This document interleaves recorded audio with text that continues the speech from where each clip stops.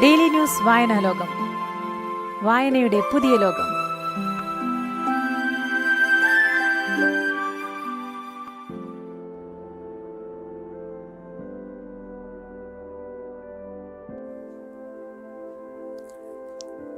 നമസ്കാരം. Daily news വായനാലോകത്തിലേക്ക് സ്വാഗതം. TP. Venugopalan, Kannur ജില്ലയിലെ പാപ്പിനിശ്ശേരി സ്വദേശം. ഭൂമിയുടെ തോട്ടക്കാർ, സുഗന്ധമഴ, കേട്ടാൽ ചങ്കുപൊട്ടുന്ന ഓരോന്ന്, അനുനാസികം, സൈഡ് കർട്ടൻ, കുന്നുംപുറം കാർണിവൽ, ആത്മരക്ഷാർത്ഥം, ഭയപ്പാടം, പകൽവണ്ടി യാത്രക്കാർ, മണ്ണ് വായനക്കാരൻ, സ്ക്രീൻഷോട്ട്, ദൈവം തിരിച്ചയച്ച പ്രാർത്ഥനകൾ, കരയിലെ കണ്ണിമത്സ്യങ്ങൾ, തുന്നൽക്കാരൻ എന്നീ കഥാസമാഹാരങ്ങളും, തെമ്മാടിക്കവല, കുത്തും കോമയുമുള്ള ഈ ജീവിതം, അരവാതിൽ, ഒറ്റയാൾ നാടകത്തിലെ കഥാപാത്രങ്ങൾ എന്നീ നോവലുകളും, ആട് എന്ന വിവർത്തന നാടകവും, ബാലചന്ദ്രമേനോൻ കാണാത്ത കാഴ്ചകൾ കേൾക്കാത്ത ശബ്ദങ്ങൾ എന്ന ചലച്ചിത്ര നിരൂപണ ഗ്രന്ഥവും പ്രസിദ്ധീകരിച്ചിട്ടുണ്ട്. Cherukad award, Edasseri award, Mundassery award, doctor K N. Ezhuthachan award, Premji award, Abu Dhabi Sakthi award, Atlas Kairali award, Aksharam award, Sivaraman Cheriyanad award, K. Ponnam award, M S. Kumar award, K V. Sudhakaran award, A P. Kalakkad award തുടങ്ങിയവ നേടി. പാപ്പിനിശ്ശേരി ഇ.എം.എസ്. സ്മാരക ഗവൺമെന്റ് ഹയർ സെക്കൻഡറി സ്കൂൾ പ്രിൻസിപ്പലായും സമഗ്ര ശിക്ഷ കേരളം കണ്ണൂർ ജില്ലാ പ്രൊജക്ട് ഓഫീസറായും പ്രവർത്തിച്ചിട്ടുണ്ട്. ഇന്ന് ഡെയിലി ന്യൂസ് വായനലോകത്തിൽ ടി.പി. വേണുഗോപാലൻ എഴുതിയ പെറ്റ്സ് പാരഡൈസ് എന്ന കഥയാണ് ഉൾപ്പെടുത്തിയിരിക്കുന്നത്. ടി.പി. വേണുഗോപാലൻ എഴുതിയ കഥ പെറ്റ്സ് പാരഡൈസ്. കുറച്ചു കാലത്തേക്ക് എന്റെ ഫെർണാണ്ടോയെ മാനേജ് ചെയ്യണം, പറ്റുമോ? കുട്ടിയുടേതെന്ന് തോന്നിക്കുന്ന ശബ്ദത്തിൽ ആരോ വിളിച്ചു ചോദിക്കുമ്പോൾ പെറ്റ്സ് പാരഡൈസിന്റെ ടെറസിൽ ശംഖുവിനെയും ഡാലിയയെയും മടിയിലിരുത്തി പാലിൽ കുതിർത്ത കശുവണ്ടിപ്പരിപ്പ് തീറ്റിക്കുകയായിരുന്നു ഞാൻ. ഫെർണാണ്ടോ? ഞാൻ ചോദിച്ചു. എന്റെ പൂച്ചയാണ്. ശംഖുവും ഡാലിയയും കലപിലയൊച്ചയോടെ ഇളകിത്തുള്ളാൻ തുടങ്ങി. ആരുടെയെങ്കിലും ഫോൺ വിളി വന്നാൽ, പുതിയ അന്തേവാസികൾ എത്തിപ്പെട്ടാൽ, അപരിചിതരായ ആരുടെയെങ്കിലും നിഴൽ കണ്ടാൽ അവരങ്ങനെയാണ്. കുലച്ചിൽ കൊണ്ട് അടികിട്ടിയ പോലെ കരഞ്ഞും കൂട്ടിലിട്ട വെരുകിനെപ്പോലെ പിടഞ്ഞും ഏറെ നേരം അലോസരപ്പെടുത്തും. വിരലിൽ എടുക്കാവുന്ന വലിപ്പമേ ഉള്ളൂവെങ്കിലും രണ്ട് എലികളും പൊടുന്നനെ പുലികളായി മാറും. ശാന്തരായി കളിക്കുകയോ ഉറങ്ങുകയോ ചെയ്യുന്ന മറ്റു ജീവികളിൽ ഭീതി പടർത്തും. അന്തരീക്ഷം വിറപ്പിക്കും. ഭൂമികുലുക്കമുണ്ടായ പോലെ മറ്റെല്ലാ ജീവജാലങ്ങളും വെപ്രാളപ്പെടും. പഴയപടി ശാന്തമാക്കാൻ പെടാപ്പാട് പെടണം. ദേഹത്തോട് ചേർത്ത് പിടിച്ചും ഇരു കൈകൾ കൊണ്ട് മേലാസകലം പതുക്കെ തലോടിയും കണ്ണും മൂക്കും കൊണ്ട് പലമാതിരി ഗോഷ്ഠികൾ കാട്ടിയും ഓരോരോ ശബ്ദമുണ്ടാക്കി ശ്രദ്ധ മാറ്റിച്ചും രണ്ടെലികളെയും വരുതിയിലാക്കുന്നതിനിടയിൽ ഞാൻ ചോദിച്ചു, ആരാണ് വിളിക്കുന്നത്? ആലോക്. സ്ഥലം? കുറച്ചു ദൂരെയാണ്, തെക്കേക്കര ടൗണിൽ, LP സ്കൂളിന്റെ ബാക്കിലെ. അല്പം വലിവുണ്ടായിരുന്നു ശബ്ദത്തിന്. സംസാരരീതി ശ്രദ്ധിച്ചപ്പോൾ കുട്ടിയാണെന്നുറപ്പിച്ചു. പരീക്ഷാകാലമായതിനാൽ വീട്ടിലെ വളർത്തുജീവികളെ ഇവിടെ കൊണ്ടാക്കുന്ന ചിലരുണ്ട്. കുട്ടികൾക്ക് പഠനത്തിൽ ശ്രദ്ധ കുറയുമോ എന്ന ആശങ്കയിലാണിത്. ചിലപ്പോൾ രക്ഷിതാക്കൾ വരും, അല്ലെങ്കിൽ അവരുടെ കലമ്പലിൽ സഹികെട്ട് മനസ്സില്ലാ മനസ്സോടെ കുട്ടികൾ തന്നെ വരും. പരീക്ഷ കഴിയേണ്ട താമസം തിരിച്ചു കൊണ്ടുപോവുകയും ചെയ്യും. ഇതും അത്തരത്തിലുള്ള ഏർപ്പാടാകാനാണ് സാധ്യത. എത്ര നാളത്തേക്കാ? ഞാൻ ചോദിച്ചു. മാസങ്ങൾ വേണ്ടിവരും. കുട്ടിയുടെ സംസാരത്തോടൊപ്പം പൂച്ചയുടെ ദയനീയമായ മ്യാവവും സ്പീക്കറിലൂടെ നുഴഞ്ഞു കയറുന്നുണ്ടായിരുന്നു. സാധാരണഗതിയിൽ പൂച്ചയെ എത്രനാൾ വേണമെങ്കിലും സംരക്ഷിക്കുന്നത് പ്രയാസമുള്ള കാര്യമല്ല. മറ്റു ജീവികൾക്ക് നൽകുന്ന കരുതലോ കൈത്താങ്ങോ അവയ്ക്ക് ആവശ്യമില്ല. വലിയ ചെലവുമില്ല. എങ്കിലും ഇപ്പോഴത്തെ അവസ്ഥയിൽ അതിന്റെ സാന്നിധ്യം അലോസരമുണ്ടാക്കുമെന്നതിനാൽ ഏറ്റെടുക്കുന്ന കാര്യം ഒന്നുകൂടി ആലോചിക്കേണ്ടതുണ്ട്. ഒറ്റയടിക്ക് നിരസിച്ചാൽ ഒരു പൂച്ചയെപ്പോലും പാർപ്പിക്കാനാവാത്ത ഇടമാണെന്ന അപഖ്യാതി പരക്കുകയും അത് ബിസിനസ്സിനെ ബാധിക്കുകയും ചെയ്യും. അതുകൊണ്ട് പിന്തിരിയാനുള്ള എന്തെങ്കിലും ഒഴികഴിവ് കിട്ടാനായി ഞാൻ ചോദിച്ചു, ഏതാ ഇനം? പൂച്ചയുടെ ഉച്ചത്തിലുള്ള കരച്ചിലിൽ കുട്ടിയുടെ മറുപടി മുങ്ങിപ്പോയി. ഇരുമ്പാണി ചെവിയിൽ അടിച്ചു കയറ്റും പോലെയാണ് പൂച്ചയുടെ എനച്ചൽ. ഞാൻ ഫോൺ അകത്തിപ്പിടിച്ചു. ലൗഡ് സ്പീക്കർ ഓണാക്കി. അന്തരീക്ഷത്തിലാകെ പൂച്ചക്കരച്ചിൽ ഒഴുകിപ്പരന്നു. ശംഖുവും ഡാലിയയും വീണ്ടും ഞെട്ടിയെണീക്കുകയും മടിയിൽ നിന്ന് ചാടിയിറങ്ങുകയും ചെയ്തു. ഞാൻ ഹലോ ഹലോ എന്ന് പറയുന്നുണ്ടെങ്കിലും പൂച്ചയുടെ നിലവിട്ടുള്ള ബഹളം കാരണം കുറച്ചു കഴിഞ്ഞ് വിളിക്കാം എന്ന് പറഞ്ഞ് കുട്ടി ഫോൺ കട്ട് ചെയ്തു. ഭയം മണത്ത ശംഖുവും ഡാലിയയും വാലിളക്കി തുള്ളുകയും ദയനീയ ശബ്ദമുണ്ടാക്കി ടെറസിൽ പരക്കം പായുകയുമാണ്. ഫോണിലൂടെയുള്ള പൂച്ചക്കരച്ചിൽ പോലും അവർക്ക് ഇത്രമാത്രം അസ്വസ്ഥതയുണ്ടാക്കുമെന്ന് അറിഞ്ഞിരുന്നില്ല.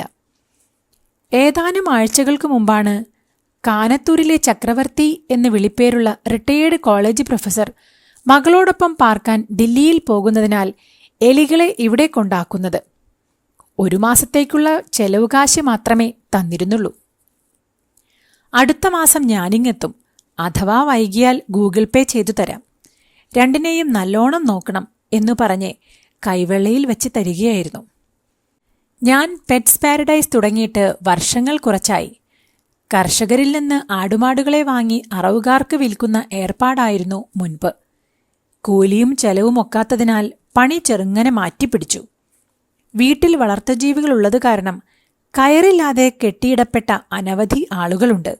മക്കളോടൊപ്പം പുറംനാട്ടിൽ പോയി കുറച്ചു ദിവസം താമസിക്കാനാകാത്തവർ, ഒരു ടൂറിന് പോകാൻ പറ്റാത്തവർ, അസുഖം വന്നാൽ ആശുപത്രിയിൽ അഡ്മിറ്റാകാൻ വിഷമിക്കുന്നവർ, ഒരു കല്യാണത്തിനോ മരിപ്പിനോ മനസ്സറിഞ്ഞ് കൂടാൻ കഴിയാത്തവർ.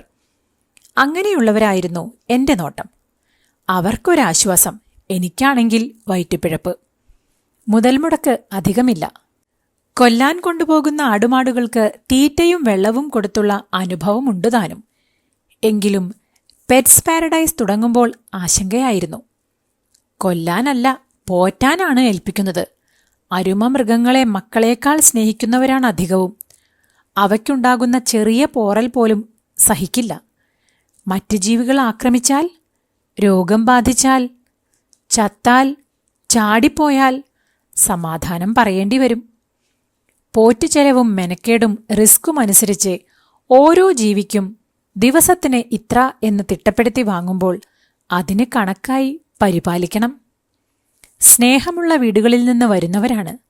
അതിനേക്കാൾ സ്നേഹവും കരുതലും ഇവിടെ നിന്ന് ലഭിക്കണം. രണ്ടും കൽപ്പിച്ചങ്ങ് തുടങ്ങി. വീട്ടുവളപ്പിൽ മരക്കൂടും കമ്പിക്കൂടുമായി 5-8 ഉണ്ടാക്കി വെച്ചു. മരപ്പലകയിൽ പെയിന്റ് കൊണ്ട് പെറ്റ്സ് പാരഡൈസ് എന്നെഴുതി കണ്ടിയിൽ തൂക്കിയിട്ടു.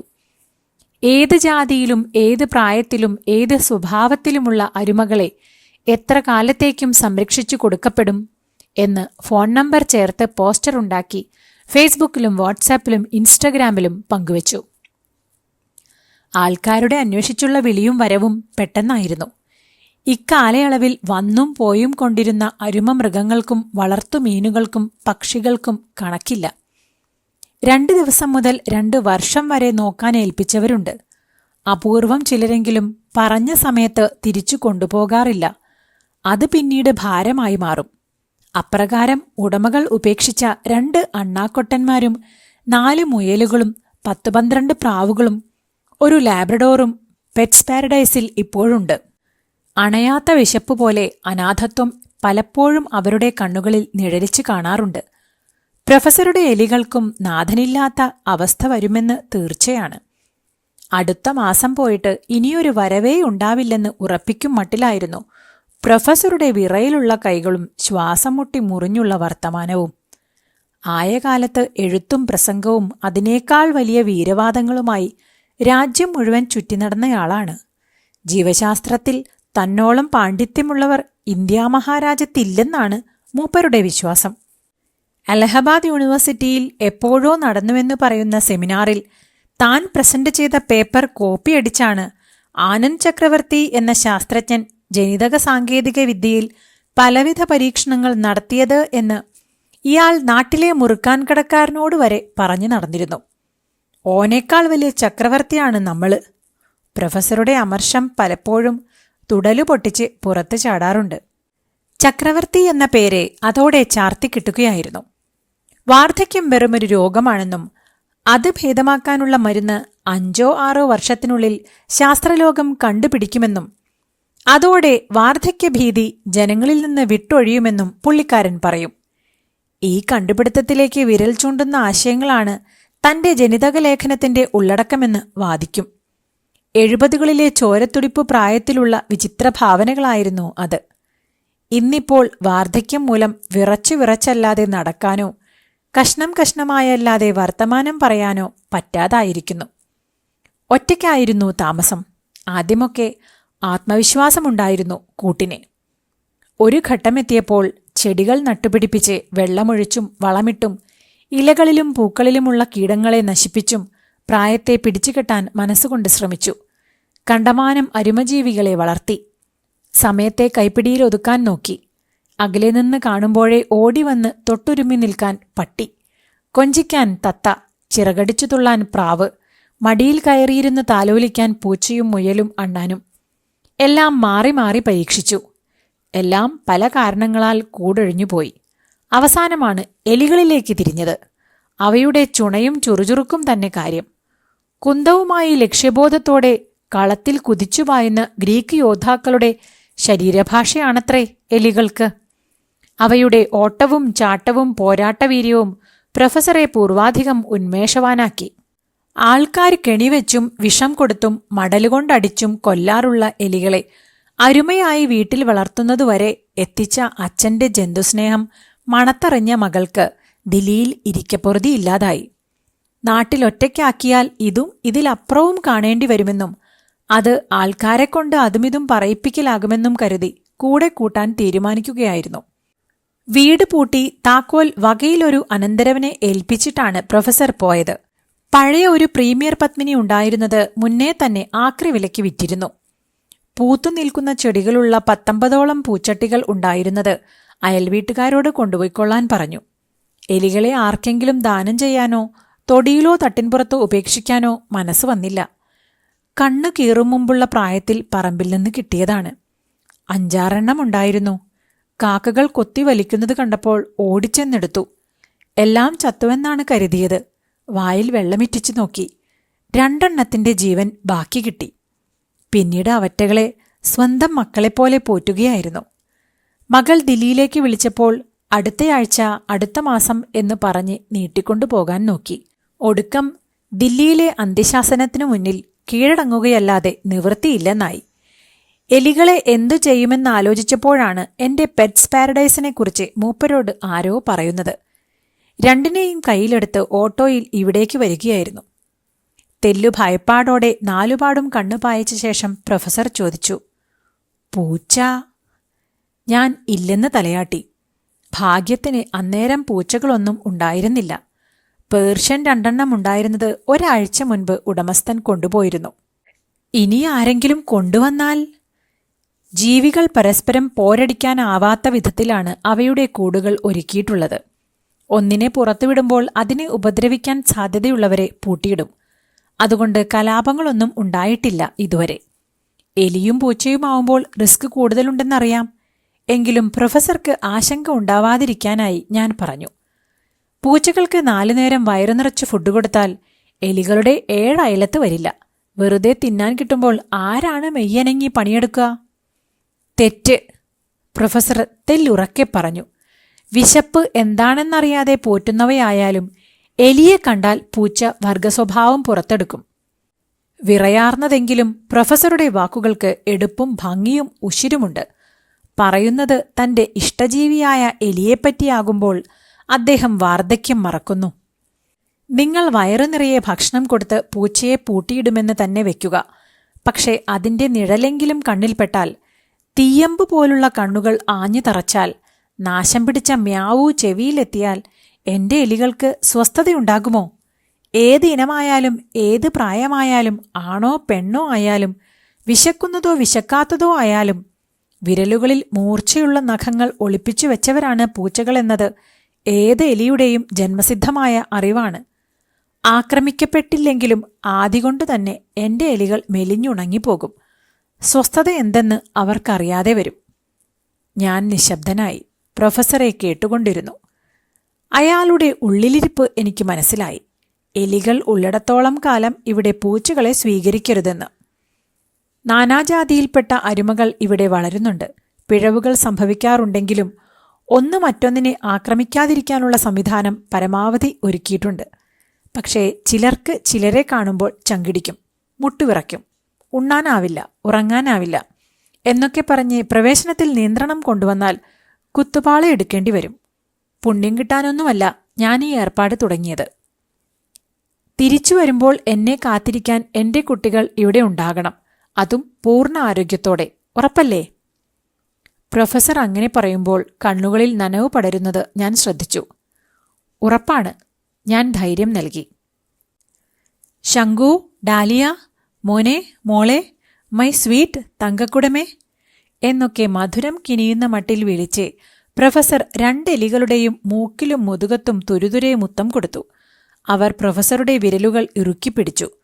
1 മാസത്തേക്കുള്ള പ്രതിഫലം തന്ന് 2നെയും നല്ലോണം നോക്കണേ എന്ന് കൂടെ പറഞ്ഞ് സ്വന്തം ജീവൻ പറിച്ചു തരുമ്പോലെ എലികളെ എന്റെ ഉള്ളം കൈയിൽ വെക്കുകയായിരുന്നു. പോയതിന്റെ പിറ്റേന്ന് മുതൽ വിളിയോട് വിളിയാണ്. രാവിലെ അരേശ കപ്പ് ബാർലി കൊടുക്കണം. 10-10:30 അണ്ടിപ്പരിപ്പോ ബദാമോ പാലിൽ കുതിർത്തു നൽകണം. ഉച്ചയ്ക്ക് ഓരോ ചീസ്, വൈകിട്ട് ക്യാരറ്റ്, പൈനാപ്പിൾ, അവക്കാഡോ ഇവയിലേതെങ്കിലും നിർബന്ധം. രാത്രി 1 പിടി ഗോതമ്പോ ചോളമോ കൂട്ടിലിട്ട് കൊടുക്കണം. ഡാലിയയ്ക്ക് വാഴപ്പഴം വലിയ കാര്യമാണ്. ശംഖുവിന് കപ്പയോടാണ് കമ്പം. ആവശ്യത്തിന് അവയും നൽകണം. 2നെയും മെലിയാതെ നോക്കണം. ഫോട്ടോയും വീഡിയോയും എടുത്ത് ഇടയ്ക്കിടെ വാട്സപ്പ് ചെയ്യണം. ഫ്രീ ആകുമ്പോൾ 2 ആളെയും കൂട്ടി വീഡിയോ കോളിൽ വരണം. ഒഴുകിപ്പരക്കുന്ന കിതപ്പുകൾക്കിടയിൽ നിന്ന് പ്രൊഫസറുടെ ആശങ്കകളും ആവശ്യങ്ങളും ഞാൻ പെറുക്കിയെടുത്തു. തങ്ങളുടെ യജമാനനെ കാണാഞ്ഞിട്ടോ അപരിചിതമായ സ്ഥലത്ത് എത്തിപ്പെട്ടതുകൊണ്ടോ മറ്റ് വളർത്തുജീവികളെ കാണുമ്പോഴുള്ള മുഷിച്ചിൽ കൊണ്ടോ എലികൾ പ്രകടിപ്പിച്ചിരുന്ന പതർച്ചയും പരവേശവും ഇതുവരെ അകന്നിട്ടില്ല. കുഞ്ഞനവസ്ഥ ആയിരുന്നെങ്കിൽ 1 ദിവസം കൊണ്ട് വരുതിയിലാക്കാമായിരുന്നു. ഇതിപ്പോൾ പ്രായം പകുതിയിലേറെ ആയിക്കഴിഞ്ഞിരിക്കുന്നു. ഇണക്കിയെടുക്കുക എളുപ്പമല്ല. ഏതു നേരത്തും മടിയിലിരുത്തണം, നടക്കുമ്പോൾ മുതുകിലേറ്റണം, ടൈം ടേബിൾ പ്രകാരം തീറ്റ കൊടുക്കണം. പ്രൊഫസറുടെ വളർത്തുദോഷം അവരെ സുഖിയന്മാരും ശാഠ്യക്കാരുമാക്കിയിരിക്കുന്നു. സാധനങ്ങൾ കരണ്ട് നശിപ്പിക്കുന്നതിനോ ശാന്തരായ മറ്റു ജീവികൾക്കിടയിൽ ചെന്ന് ശല്യമുണ്ടാക്കുന്നതിനോ അനാവശ്യ ബഹളമുണ്ടാക്കുന്നതിനോ യാതൊരു കുറവുമില്ല. തീറ്റ അല്പം വൈകിപ്പോയതിനാണ് കഴിഞ്ഞ ദിവസം പുതുതായി വന്ന അണ്ണാക്കൊട്ടന്റെ മരക്കൂട് 2ഉം കൂടി തുരന്നത്. ദ്വാരത്തിലൂടെ വെളിയിലിറങ്ങിയ അണ്ണാക്കൊട്ടനെ അടുത്ത പറമ്പിലെ തെങ്ങിൽ നിന്ന് പിറ്റേ ദിവസമാണ് കിട്ടിയത്. 1 ജോഡി മക്കാവോ തത്തകളെ ഒരാഴ്ചത്തേക്ക് പോറ്റാൻ കൊണ്ടുവന്ന ഒരു വല്യമ്മ എലികളുടെ ആക്രാന്തം കണ്ടപ്പോൾ വന്ന വഴി തിരിച്ചുപോയി. കമ്പിക്കൂട്ടിനകത്ത് നുഴഞ്ഞു കയറി എലികൾ അവയുടെ ചിറക് കരളുമോ എന്നായിരുന്നു വല്യമ്മയുടെ പേടി. ഇത്തിരി കുഞ്ഞന്മാരാണെങ്കിലും ഇവന്മാർ വരുത്തുന്ന നഷ്ടം ചെറുതല്ല. ശംഖുവിനും ഡാലിയയ്ക്കും വേണ്ടി കൂടുതൽ പണവും സമയവും അധ്വാനവും ചെലവഴിക്കുന്നുണ്ടെന്നും കൂടുതൽ സമ്മർദ്ദം അനുഭവിക്കുന്നുണ്ടെന്നും മറ്റു ജീവികളെ പാർപ്പിക്കുന്നതിന് തടസ്സമാകുന്നുണ്ടെന്നും അതുകൊണ്ട് പോറ്റുകാശ് പോരെന്നും പ്രൊഫസറെ ഓർമ്മപ്പെടുത്തണമെന്ന് ഞാൻ നിശ്ചയിച്ചിരുന്നു. എത്ര പരിഗണിച്ചാലും എത്ര പരിലാളിച്ചാലും ഒരു ഇലേനക്കം മതി അതുങ്ങൾ അലോസരമുണ്ടാക്കാൻ. ഇപ്പോൾ തന്നെ നോക്കൂ, ഫോണിലൂടെ ഒരു മ്യാവു കേട്ടപ്പോഴേക്കും അവസ്ഥ ഇതാണെങ്കിൽ പൂച്ചയെ നേരിട്ട് കണ്ടാലത്തെ കോലാഹലം എന്തായിരിക്കും? അതും 1-2 ദിവസമല്ല, കുറച്ച് മാസത്തേക്ക്. വയറ് നിറഞ്ഞതിന്റെ ആഹ്ലാദത്തിൽ എലികൾ എന്റെ മടിയിലും മുതുകിലും കൈത്തണ്ടയിലുമായി അങ്ങോട്ടും ഇങ്ങോട്ടും ചാടിക്കളിക്കുകയാണ്. ഫോൺ വീണ്ടും ഒച്ചവെച്ചു. അസ്വസ്ഥത പ്രകടിപ്പിക്കാൻ തുടങ്ങിയ എലികളെ കൂട്ടിനകത്താക്കി വാതിലടച്ചു. മറുതലയ്ക്കൽ അലോക് തന്നെ. പറയൂ. ഫെർണാഡോവിനെ മനസ്സിലായെന്ന് തോന്നുന്നു. ഞാനതിനെ മറ്റെവിടെയോ വളർത്താൻ ഏൽപ്പിക്കുകയാണെന്ന്. ഇതുവരെ ഉണ്ടായിട്ടില്ലാത്ത മട്ടിലാണ് അത് കരയുന്നത്. അതങ്ങനെയാണ്, ഞാൻ പറഞ്ഞു. മനുഷ്യരെക്കാൾ വേഗത്തിൽ അവർ കാര്യങ്ങൾ പിടിച്ചെടുക്കും. ആലോക് അല്പനേരം ഒന്നും മിണ്ടിയില്ല. പൂച്ചയെ നോക്കാൻ വീട്ടിൽ വേറെ ആരും ഇല്ലാഞ്ഞിട്ടാണോ? ഞാൻ ചോദിച്ചു. അതെ, ഞാനും അമ്മയും നാളെ ബാംഗ്ലൂരുവിലേക്ക് പോകുകയാണ്. മാസങ്ങൾ കഴിഞ്ഞേ തിരിച്ചു വരൂ. അതുവരെ എന്റെ ഫെർണാഡോവിനെ നിങ്ങൾ സംരക്ഷിക്കണം. ഒരു പൂച്ചയെ പോറ്റാൻ വലിയ പ്രയാസമൊന്നുമില്ല. വിശദീകരണങ്ങളൊന്നും ചോദിക്കാതെ കൊണ്ടുവന്നോളൂ എന്ന് പറയാവുന്നതാണ്. പക്ഷേ ദില്ലിയിലിരിക്കുന്ന പ്രൊഫസറുടെ മുഖമാണ് പൊടുന്നനെ മുന്നിൽ തെളിഞ്ഞു വന്നത്. ശംഖുവിനോടും ഡാലിയയോടും അയാൾ വീഡിയോ കോളിൽ സംസാരിക്കുമ്പോഴോ മറ്റോ പൂച്ചക്കരച്ചിൽ കേട്ടാൽ എന്താണ് മറുപടി പറയേണ്ടത് എന്നറിയാതെ ഞാൻ നിശബ്ദനായി. ചില ചിട്ടകളും രീതികളുമൊക്കെ ഉണ്ട് എൻ്റെ ഫെർണാണ്ടോയ്ക്ക്. ഞാനത് എക്സ്പ്ലെയിൻ ചെയ്യാം. ഒന്നാമത്, എന്തോ പറയാൻ തുടങ്ങവേ ഇങ്ങ് താ എന്നു പറഞ്ഞ് ആരോ കുട്ടിയിൽ നിന്ന് ഫോൺ പിടിച്ചു വാങ്ങി. സോറി, ഇവൻ ഇങ്ങനെ ഓരോന്ന് പറയുന്നതാ, നിങ്ങൾ കാര്യാക്കണ്ട. ഇതാരാ? ഞാൻ ചോദിച്ചു. ആലോകിന്റെ അമ്മയാണ്. അതും പറഞ്ഞ് അവർ ഫോൺ കട്ട് ചെയ്തു. എനിക്ക് ദേഷ്യം ഇരച്ചു കയറി. മനുഷ്യരെ മെനക്കെടുത്താൻ ഓരോരോ പിള്ളേരുകളികൾ. ഫോൺ നമ്പർ കയ്യിൽ കിട്ടിയാൽ ആളെ വിളിച്ച് ഒരുമാതിരി ആസാക്കുന്ന അലമ്പ് കേസുകൾ. എന്തായാലും പൂച്ച വരുന്നതിന്റെ ടെൻഷൻ മാറിക്കിട്ടിയല്ലോ എന്ന ആശ്വാസമുണ്ടായി. കൂട്ടിൽ കലപിലയാക്കിക്കൊണ്ടിരിക്കുന്ന എലികളെ കയ്യിലെടുത്ത് വരാന്തയിലെ അക്വേറിയങ്ങൾക്കിടയിൽ കൊണ്ടുചെന്നാക്കി. ചെറുതും വലുതുമായ 6-7 അക്വേറിയങ്ങളുണ്ട്. പല ആളുകൾ പല കാലങ്ങളിൽ കൊണ്ടുവച്ചവ. എലികൾ അവയുടെ ചില്ലുകളിൽ തൊട്ടും ഒരുമിയും നിൽക്കുമ്പോൾ മീനുകൾ വാലിളക്കി പിടയുകയും നീന്തി മറയുകയും മുങ്ങാങ്കുഴിയിടുകയും ചെയ്തുകൊണ്ടിരുന്നു. ചില്ല അവരിലുണ്ടാക്കുന്ന ഭ്രമം കൗതുകമുളവാക്കുന്നുണ്ട്. ഒളിച്ചാമ്പൊത്തിക്കളി പോലെ അത് ആസ്വദിച്ചുകൊണ്ടിരിക്കവേ ഫോൺ വീണ്ടും ഒച്ചവെച്ചു. ആലോകിന്റെ അമ്മയാണ്. മറുതലയ്ക്കൽ പതിഞ്ഞ ശബ്ദം. ഞാനൊന്നും മിണ്ടിയില്ല. ആലോക് പറഞ്ഞത് നേരാണ്. നാളെ ഞങ്ങൾ ബാംഗ്ലൂരിലേക്ക് പോവുകയാണ്. അല്പനേരത്തെ നിശബ്ദതയ്ക്ക് ശേഷം അവർ തുടർന്നു. വർഷങ്ങളായി അസുഖബാധിതനാണ് ആലോക്. അവനെ കാണിക്കാത്ത ആശുപത്രികളില്ല, ചികിത്സിക്കാത്ത ഡോക്ടർമാരില്ല. അവന്റെ അച്ഛനുണ്ടായ അതേ രോഗം, മൈസ്റ്റേനിയ ഗ്രാവിസ്. മോനത് നേരത്തെ കിട്ടി, കൂടുതൽ വീര്യത്തോടെ. ആദ്യമൊന്നും അറിഞ്ഞിരുന്നില്ല. സാധാരണ ശ്വാസമുട്ടലാണെന്നേ കരുതിയിരുന്നുള്ളൂ. പക്ഷേ സംഗതി പിഴച്ചു. മസിലുകളെല്ലാം ദുർബലമായിരിക്കുന്നു. കൈകാലുകൾക്ക് തളർച്ച, കൺപോളകൾക്ക് മന്ദത. അത്ഭുതം സംഭവിച്ചാലേ ഇനി രക്ഷയുള്ളൂ എന്നാണ് ആസ്പത്രിക്കാരുടെ ധ്വനി. ഒരു റിലേറ്റീവ് പറഞ്ഞതനുസരിച്ച് ബാംഗ്ലൂരിലെ ഒരു ഹോസ്പിറ്റലിൽ സർജറിക്കായി കൊണ്ടുപോവുകയാണ്. അവസാനത്തെ പ്രതീക്ഷ. അമ്മയുടെ വാക്കുകൾക്ക് ഇടർച്ചയുണ്ടായിരുന്നു. ഒന്ന് മൂളാൻ പോലും ആവാതെ ഞാൻ കേട്ടുകൊണ്ടിരുന്നു. അസുഖത്തെക്കുറിച്ചോ ബാംഗ്ലൂർ യാത്രയെക്കുറിച്ചോ സർജറിയെക്കുറിച്ചോ അവന് ഉത്കണ്ഠകളൊന്നുമില്ല. പക്ഷേ അവൻ്റെ പൂച്ച ഫെർണാഡോ, അതിനെ എന്തു ചെയ്യും എന്നത് മാത്രമാണ് അവൻ്റെ. അമ്മ അർദ്ധോക്തിയിൽ നിർത്തി. ആശങ്കയുടെയും അനിശ്ചിതത്വത്തിൻ്റെയും കനലുകൾ എരിയുന്നുണ്ടായിരുന്നു വാക്കുകളിൽ. അവൻ്റെ കെയറും കൺസിഡറേഷനുമാണ് പൂച്ചയുടെ ജീവൻ. തിരിച്ചും ഒരാൾ ജീവിക്കുന്നത് മറ്റേയാളുടെ സാന്നിധ്യം കൊണ്ടാണ്. അമ്മ തുടർന്നു. ഫെർണാഡോവിൻ്റെ പ്രൊട്ടക്ഷൻ, നിലനിൽപ്പ്, ഭാവി, ഏതു നേരത്തും അതാണ് അവൻ്റെ ചിന്ത. പെട്ടിയിലാക്കി ആശുപത്രിയിലേക്ക് കൂട്ടാമെന്ന് വെച്ചാൽ റിസ്ക്കാണ്. എല്ലാം കൊണ്ടും വല്ലാത്ത ആങ്സൈറ്റിയിലാണ് അവൻ. അതിൻ്റെ ബേജാറിലാണ് നിങ്ങളെ വിളിച്ചുപോയത്. ഒരിക്കൽ കൂടി ക്ഷമ ചോദിക്കുന്നു, നിങ്ങളുടെ സമയം മെനക്കെടുത്തിയതിനെ. അവരുടെ വാക്കുകൾക്ക് എന്തിനാണ് ക്ഷമാപണ സ്വരമെന്ന് എനിക്ക് മനസ്സിലായില്ല. ഇങ്ങനെയുള്ളവർക്ക് വേണ്ടിയാണല്ലോ ഞാൻ ബോർഡും കെട്ടിത്തൂക്കിയിരിക്കുന്നത്. മകനെ പൂച്ചയെ ഇവിടെ ഏൽപ്പിക്കാൻ താൽപ്പര്യമുണ്ടെങ്കിൽ അമ്മ ഇടങ്കോലിടുന്നതെന്തിന്? അധികം വിശദീകരണം കേൾക്കും മുൻപേ ഫെർണാണ്ടോയെ ഇങ്ങോട്ട് കൊണ്ടുവന്നോളൂ, ഞാൻ നോക്കാം എന്ന് ഇടയ്ക്ക് കയറി എനിക്ക് പറയാമായിരുന്നു. അവർ ആവശ്യപ്പെടാത്തതുകൊണ്ടോ എലികളെ സംരക്ഷിക്കുമെന്ന് പ്രൊഫസർക്ക് കൊടുത്ത ഉറപ്പ് ഉള്ളിൽ തികട്ടി വന്നതുകൊണ്ടോ ആയിരിക്കാം എനിക്കൊന്നും മിണ്ടാൻ കഴിഞ്ഞില്ല. ഫെർണാഡോയെ പോറ്റാനോ വളർത്താനോ നിങ്ങൾക്കാവില്ല, അമ്മ എടുത്തടിച്ച പോലെ പറഞ്ഞു. ഒരു നിമിഷം ഞാൻ സ്തബ്ധനായി. എന്ത് കൊമ്പനെയും കൈപ്പിടിയിലൊതുക്കാമെന്ന എൻ്റെ എല്ലാ ഔദധ്യവും ഒറ്റയടിക്ക് തരിപ്പണമായതുപോലെ തോന്നി. എത്രയെത്ര ജീവികളെ ഞാൻ വളർത്തിയിട്ടുണ്ട്. ചൊക്കിപ്പൂച്ച മുതൽ ഓസ്ട്രേലിയൻ മിസ്റ്റ് വരെ, അരിപ്രാവ് മുതൽ ആഫ്രിക്കൻ തത്ത വരെ, നാടൻ പട്ടി മുതൽ ജർമ്മൻ ഷെപ്പേഡ് വരെ.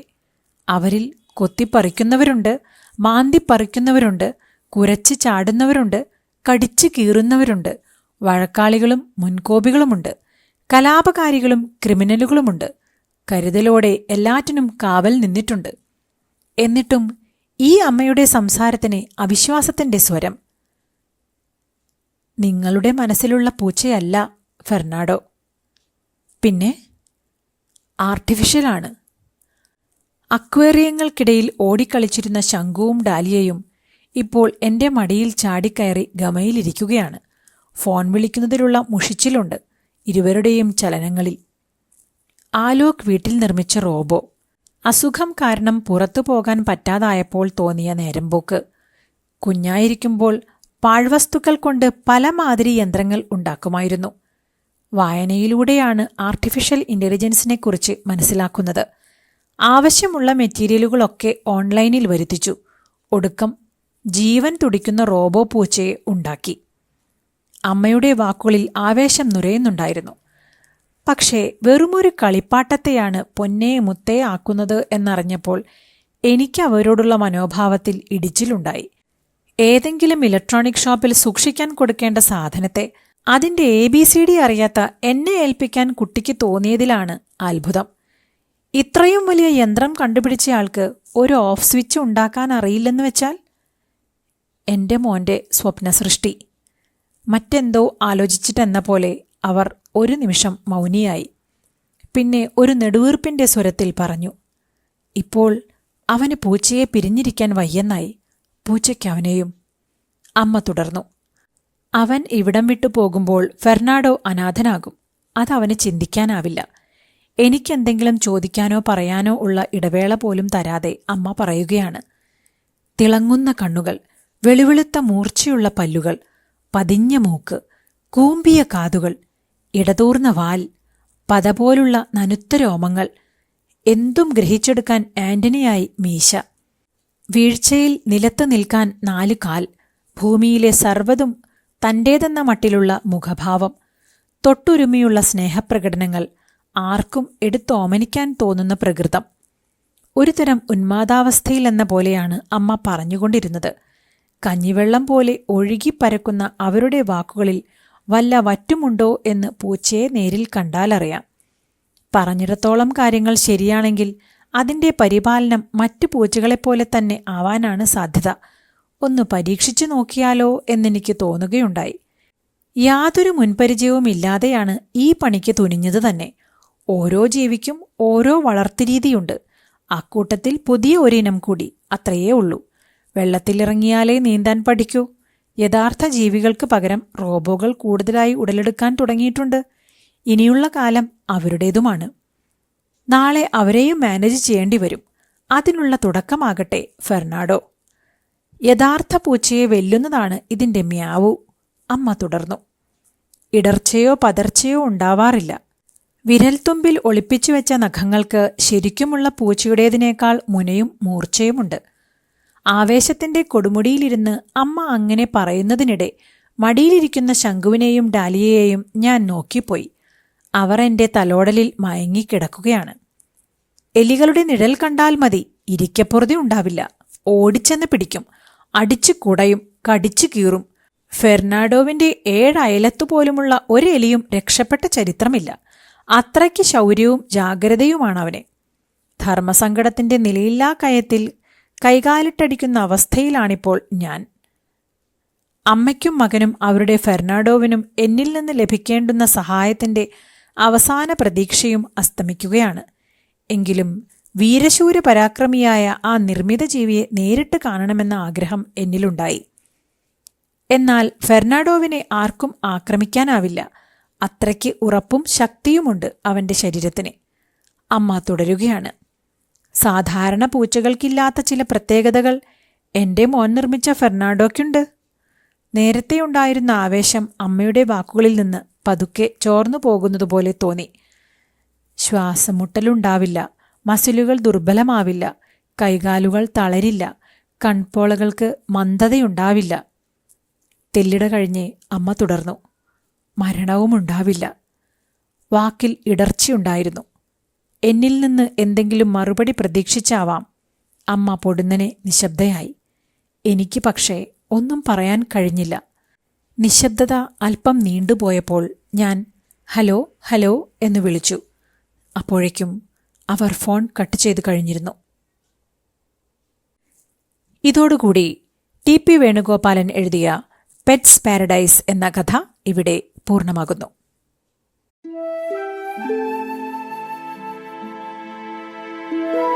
ഡെയിലി ന്യൂസ് വായനാലോകം, വായനയുടെ പുതിയ ലോകം.